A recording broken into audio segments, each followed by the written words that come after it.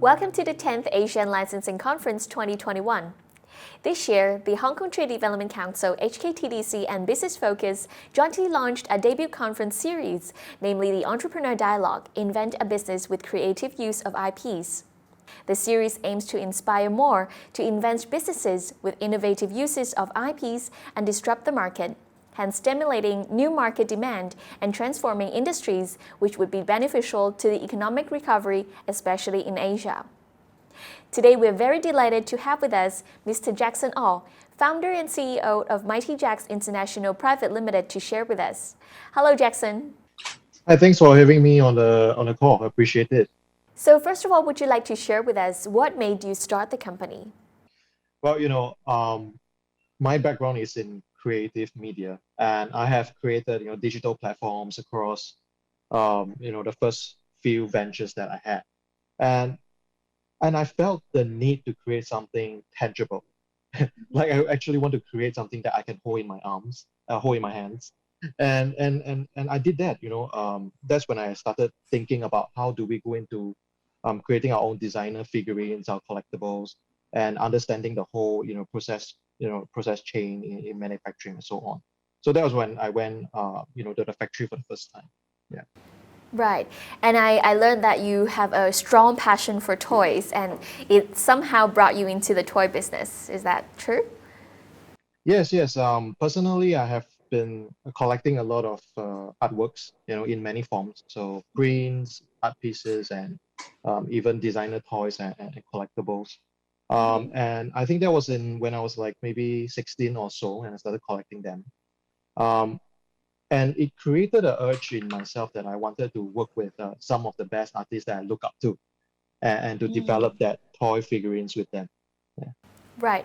We see a wide range of brands and artists that you have. So what are your criteria in choosing the artists or brand names to work with? And do you have a favorite, or which artists do you appreciate the most? Well, for artists that I chose, those are early influence, when I was in school in creative arts, and those are people that I look up to a lot. So I want to work with them. But with the brands, right, it's really more of a nostalgia feel that you get. I watch cartoons every Saturday when I was younger, and those nostalgia IPs are things that I grew up with. So working with them, brings back that feeling, when I was a kid. So that's how we usually work with. So you choose from what could bring you the feel of nostalgic and that brings you back the childhood memories, mostly. Right. Yeah, buy So all we the see, toys or yeah. right. So we see most of your designs are derivative works from the original IPs of artists and global brands. How do you convince the artists and brands to cooperate with you? You have some stories to share with us. Well, I think in the early 2000s, it's very focused on mass production type of items, and the idea is to get it into thousands of stores as much as possible. But right now, I think we have moved towards creating things that are more unique and cooler in that sense. So it's adding your own artistic style to that classic character. So I think in the beginning it was really hard for us. Nobody really wants to work with a small team of 4 in Singapore making toys. It's something that's not very attractive, I think. So what happened was that I managed to chance upon the email address of Warner Brothers head of toys at a point of time. So he's the global head of toys, and I just dropped him a message, ask for a meeting, and thinking that he would never reply, but he did. Julian replied, and he was like, "Look, come down to LA and let's spend 30 minutes running through this idea together." I was like, "Okay, I'll do that," but I'm in Singapore right now, so I took a flight, drove up to Burbank, meet Julian, and we run through a couple of things. And by the end of the 30 minutes, we got ourselves a global deal, with Warner Brothers with their DC property and Cartoon Network property, and that really propelled us to the next level. Revenue for us grew 4 times, in the next 12 months. So that was quite a catalyst. Yeah. Wow, that must be a huge milestone for your company at the early stage, and it is a brave step for you to actually write to Warner Brothers for the collaboration. It's very Yeah. I mean, amazing. the most is that they will say no, and that's about it. Yeah. But they said yes, so Yeah, that was One of those things. yeah, that was a smart move for you. So, derivative works over original IPs and brands are new to the market. Could you tell us what exactly is a derivative work? Is it recreating the typical brand name by giving new meaning and fresh images to them? Or could you tell us how the idea actually emerged in the market? Yeah, so I think designer toys typically uses pop culture to have a different spin on this character, right? And that happened probably 2002 or so, predominantly in Hong Kong first, where you have your Michael Lau and some of these guys in Hong Kong, and it went to Japan, and some of the street culture brands like Bounty Hunter first created it, and then it goes to US sometime down the road. And it was really born from that because you got to realize that the generations of today and at the point of time it's we all like different things, and we have different aesthetics, so you can't pigeonhole us into certain styles that in general you can get from any big box store, right? We want to create something that is exceptional, that's unique, that represents your personality and your character. And so began this whole idea of synthesizing this unique styles with these classic characters. And it depends on the artists they work with as well, because each artist have their own individual fan bases. So that also helped open up in a very niche market in that sense.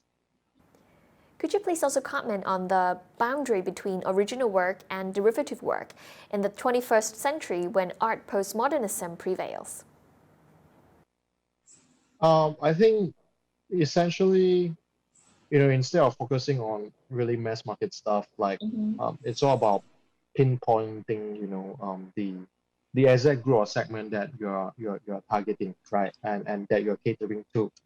And those fan base can be, for example, a dissected Hello Kitty or a Hello Kitty with another artist, and it begins to sort of focus in a more fixed direction, as opposed to, hey, here's Hello Kitty everywhere. I think it caters to the growing buying habits of also the consumers. Yeah. Right. It really depends on how the market responds to that as well. Would you say so? So we see your derivative work focuses on designer toys or art toys. So clearly, designer toys are a crossover between toy industry and creative industry. What were the changes on the designer toy market, and what would it be its future development? Do you see in Singapore and Southeast Asia? Yeah, so this is a great question to ask right now, because one of our partners actually, people that we work with actually went IPO as well, and there's a couple of listings of similar lookalike type of companies in this space, handling from upstream and also downstream. But it's a very interesting space to be in right now, because each one of us are unique in the way we approach the IPs. How do we want to collaborate, what kind of style, and so on. And I think the market is beginning to respond very well with it, simply because these are not items that you can mention before, buy in any big box stores. These are very curated. These are specific items that you would buy because it relates to you on an emotional level, right? And I think designer toys or art toys largely caters to that. And when we talk about it being a niche in like early 2000s, right now it's not niche anymore. This is what people are all buying, right? This is adding a new spin on this IP. So that focus will probably be the same for the next 4 to 5 years of growth. Yeah, that's how we see it. And there's a lot of huge demand from China as well, like in Asia as a whole, and in Southeast Asia. Do you see? Will you agree with that? Yeah, so initially we see a lot of interest, mature markets in US, and predominantly, 5 years ago that is true. Mm-hmm. But more increasingly, we look at China and also Southeast Asia, Mm-hmm. taking up about 65% of our total sales, annual sales, and so that signifies also a huge growth in the maturity of the audience understanding this kind of product. Right. But more importantly, the affinity between the brand IPs with the consumers in these regions too. So I think that is overall a going to be quite a massive growth in the next couple of years because of this. So I see Mighty Jaxx have had a lot of hot selling products, of course. Would you like to name one or two like best-selling products, and you can share with us the quantity that was being sold or the sales amount of being generated? I know several brand names or icons have been very popular in your shop. I have no idea whether I can say this or not, but I think from a broader view, our dissection series have always been performing very well. So that is, we dissect basically all kinds of classic characters. And one of our recent, home run that we did was with partnership with Toei Animation. And they're the team that's based right in Hong Kong. Oh wow. Tony and Alston. Those are great guys that we work with, and we actually surpassed the target by about 900% or so. So that's a massive win for both the brand and also for Mighty Jaxx. Wow, very impressive.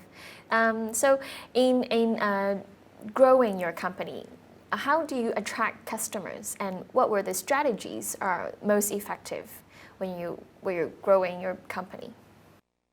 I think I still like the romanticized idea of growing a brand organically, because that's how brands in the beginning in the 1920s, that's how they built up. And I admire that a lot because it's genuine interest and passion from the fans who became your consumer, right? So that is very important to me, and that is also why we don't spend much money on marketing, simply because the collectors that we have, they usually have traction of their own, so they can be really popular core collector or celebrity collectors, anyone like that, who are almost like KOLs for us, and they help drive the traction to Mighty Jaxx as a brand, and those are genuine interests. When we set up exhibitions in Taipei, and in fact now we have one in Hong Kong in K11 Art Mall, and so those are people who are genuine fans who came by to support. So yeah, organic. Wow, because you really attract true authentic collectors, and they really spread the word of mouth or good words of your brand, and people will come to you. So it's very, very impressive.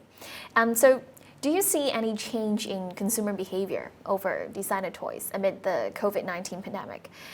Do you see it as an opportunity or a challenge to the business of Mighty Jaxx? Well, that's a $1 million question, right? With the pandemic going on and everything.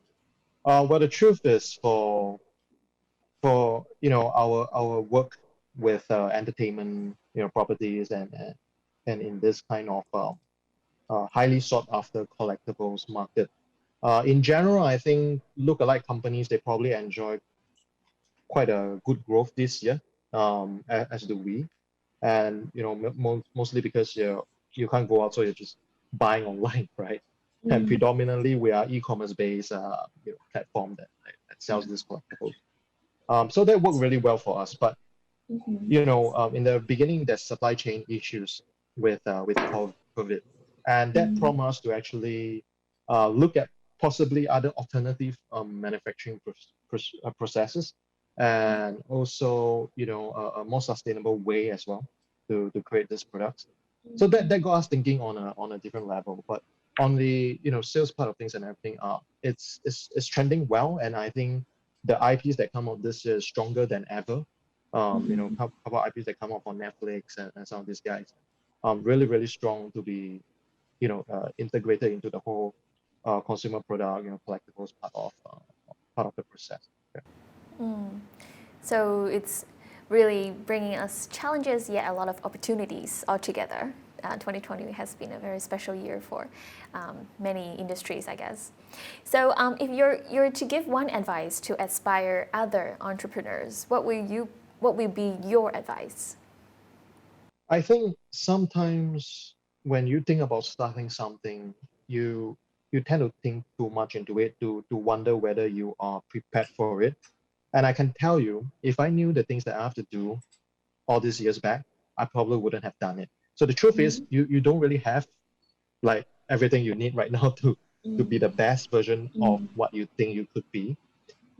So there will never be a good time. This is a good time. The time is only now. It's only present. So I think you just gotta bite the bullet and just go for it, whatever that you're dreaming about and you want to build. And at the end of it, it is just a simple, maybe it's just no, and maybe you fail. But if you fail, you fail for the better, and you know that next time when you try again. So I feel just do it. That's only now. Just be brave and take the first step, and if not now, when, right? I know these are very cliche stuff, but it's really hard to do. It's really hard to implement. Yeah, I know. So thank you very much, Jackson. It's been a very insightful sharing from you, and thank you for sparing time with us. Thank you once again, and thank you for watching. Goodbye.